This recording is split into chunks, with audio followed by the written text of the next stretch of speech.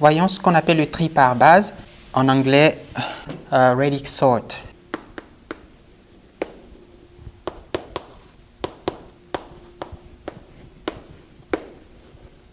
Nous allons partir d'un exemple pour bien comprendre. Et mon exemple, c'est un tableau. Je vais le dessiner verticalement et vous allez voir pourquoi. Ça ne fait pas de différence, hein, je peux le dessiner horizontalement. Donc, il comporte les éléments suivants, 179, 356, 348, 256, 234, 672, 534, etc. Voilà le tableau initial qu'on veut trier.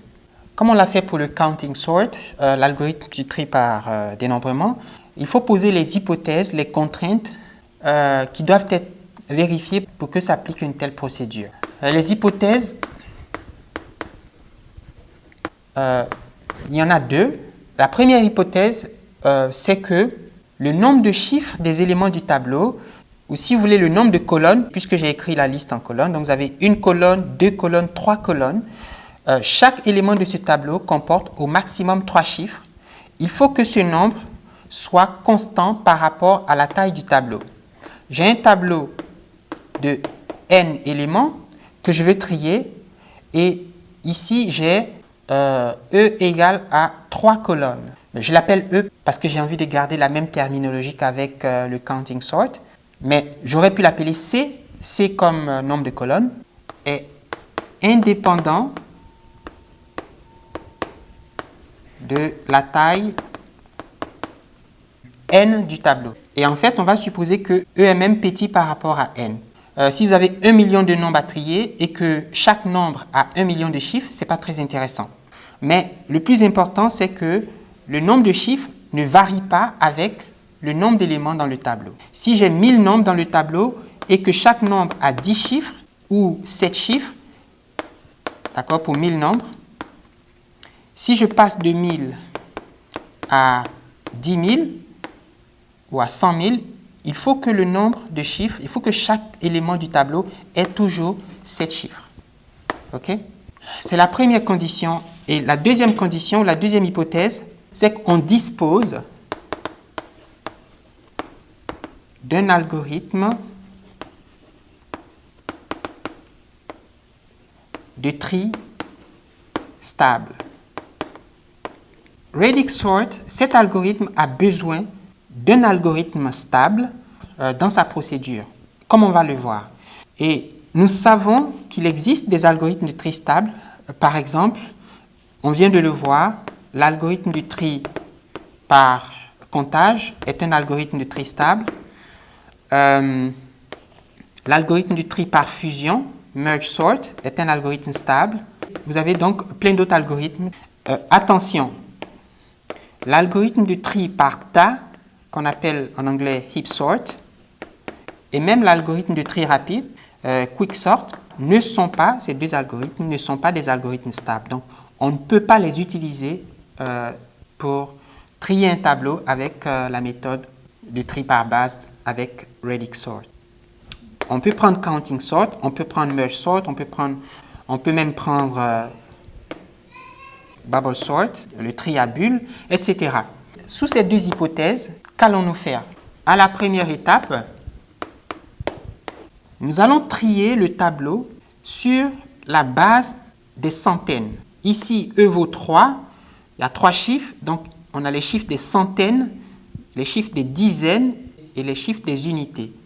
Nous allons commencer par trier le tableau sur la base des chiffres des centaines. Pour faire ce tri, on va utiliser le mécanisme counting sort qu'on a vu et on sait que cet algorithme, il opère en ON, il est relativement rapide. Et qu'est-ce qu'il va faire? Souvenez-vous que counting sort a besoin de connaître le maximum et le minimum dans la liste à trier. Nous avons n éléments à trier, mais nous les considérons par rapport au chiffre des centaines. Or, le chiffre des centaines, il vaut au minimum 0 et au maximum 10. Donc, on a 0, 1, 2, 3, et c'est... non, je n'ai même pas besoin de 10 puisque les chiffres vont de 0 à 9. Donc, je vais de 0 à 9. Donc, l'étendue, c'est 9 moins 0 plus 1. Donc, l'étendue égale à 10. L'algorithme Counting Sort, il est donc ON plus 10. Et comme 10 est constant par rapport à n, imaginez que n soit égal à 1 million. S'il y a 1 million de nombres à trier, donc on a un algorithme qui est pratiquement ON, okay, parce qu'on a vu qu'il était ON plus E. Alors, comment faire le tri? Eh bien, je vais scanner ce tableau en regardant la troisième colonne, où le chiffre est centaines. Je vois 9. J'écris 1, 7, 9. Je vois 6. Bon, c'est quelque part ici. J'écris 3, 5, 6. Je vois 8. Donc, j'ai 8 quelque part. J'écris 3, 4, 8. Je vois 6. J'écris 2, 5, 6. En fait, ces cellules sont en fait des listes chaînées. Et donc, je passe tout le tableau jusqu'à ce que tous les éléments soient triés. Alors, je vais reproduire ici le tableau trié. Avec cet exemple, à la fin de la première étape, le plus petit élément, c'est 2. Donc, j'aurai 672 que 4. Donc, 234. Mais vous allez dire, il y a aussi 4 ici. 534, oui. Souvenez-vous que l'algorithme Counting Sort est stable. Donc, il conserve les positions relatives de clés équivalentes. Cette clé est équivalente à cette clé par rapport à la troisième décimale, par rapport au chiffre des centaines. Dans le tri, les positions relatives seront conservées. Alors, 234, il apparaît avant 534. Donc, j'aurai ici 234 et ici 500. Donc, j'ai 2, 4, 4. Et puis, j'ai 6, 6 et 6. Donc, j'ai 356 qui apparaît avant 256. Et 256 apparaît avant 596. Alors, je n'invente rien. Hein? Alors, je n'invente absolument rien. Je compte sur le fait que cet algorithme est stable, n'est-ce pas? Et après 6, vous avez 8 et vous avez 9. Donc, vous avez 348 et 179. Voilà le tableau trié par rapport au chiffre des centaines. C'est la première étape. À la deuxième étape, nous allons faire le tri sur le chiffre des dizaines. Trier les centaines, je vais maintenant trier les dizaines. Pas sur le tableau initial, mais sur le tableau partiellement trié. Je regarde le plus petit élément. Alors, le minimum, c'est 3. Donc, j'ai 3 d'abord et 3. Et puis après, j'ai 4, j'ai 5, 5, 7 et puis 9. Donc, 234, 534, 348, 356, 256, vous avez 3, 3, 4, 5, 5, 672, 7, et après 7, j'ai encore 7, donc 179, et puis la dernière valeur, c'est 9, donc 596. Alors, si vous regardez bien, les nombres formés par les centaines et les dizaines sont triés.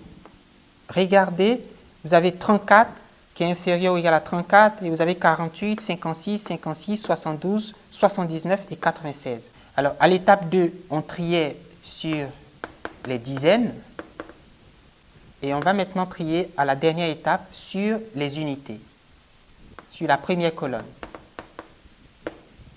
J'utilise toujours l'algorithme de tri par comptage, hein, Counting Sort. Le plus petit, c'est 1, donc j'écris 1, 7, 9. Et puis, j'ai 2, des clés équivalentes, mais comme l'algorithme est stable, il comprend qu'il faut commencer par 234, et puis ensuite écrire 256, puis 348, 356, lui et puis lui, et puis je passe à 534, qui apparaît avant cette clé, 596, et finalement 672. Et voilà, le tableau est enfin trié à cette étape. Donc on a 179 qui est inférieur à 234 qui est inférieur à 205. Alors, quelle est la complexité d'un tel algorithme? C'est facile dans la mesure où on connaît le temps de l'algorithme Counting Sort. On sait qu'à chaque étape, il prend ON. Pour être plus précis, il prend ON plus E. Ici, E vaut 10, et qui est négligeable par rapport à un tableau très grand. Il prend ON, ON, ON, et donc il prend 3 fois ON pour cet exemple. Donc, c'est 3 fois ON. Or, 3 fois ON, c'est O3N, qui est aussi ON.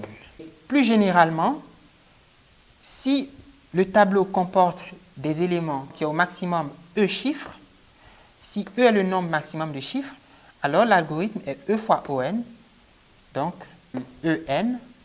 Et comme E est fixe, c'est l'une des hypothèses par rapport à la taille n, alors OEN, c'est aussi ON.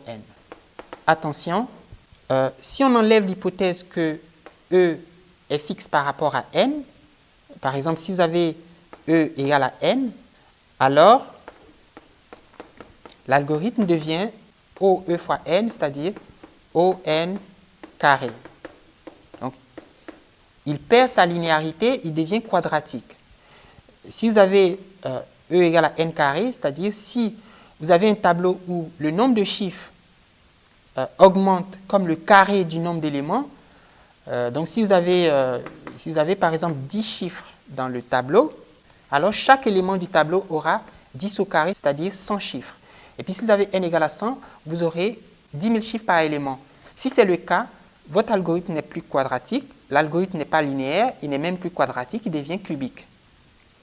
Et dans un scénario extrême, si E est une fonction exponentielle de la taille des données à l'entrée, alors là, vous avez quelque chose de très monstrueux qui est exponentiel et même plus qu'exponentiel. Très, très, très, très, très mauvais.